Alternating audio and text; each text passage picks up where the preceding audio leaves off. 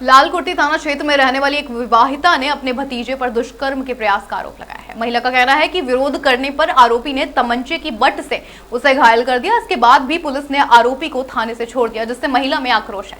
महिला का आरोप है कि उसने थाने में आरोपी के खिलाफ तहरीर भी दी थी, लेकिन पुलिस ने आरोपी को थाने बुलाकर पूछताछ करने के बाद छोड़ दिया। अधिकारियों ने मामले में जाँच के आदेश दे दिए। भैया ये है, मेरा आदमी कल घर पे नहीं था, ड्यूटी पे था। कल 2 बजे की बात है, मैं काम पे से आई, झाड़ू पोछा मैं करती हूँ तो मेरे लड़के पे बंदूक लेके आया। मेरा लड़का 15 साल का नहीं है, छोटे बेटे को खूब मारा, मेरे बंदूक की बट मारी है और बदतमीजी करता है, जबरदस्ती छेड़खानी खूब करता है, घर में से सामान फेंकता है। अब थाने गई थी आप अपने? लालकुटी थाने गए तो वो जाके पेश हो गया, नु कहने लगा मैंने कुछ नहीं करा, पैसे दे के छुटा लिया। कौन से थाने का मामला है? लालकुटी। आज अधिकारी से मिलो, अधिकारी ने क्या कहा? अधिकारी ने कुछ नहीं करा सर।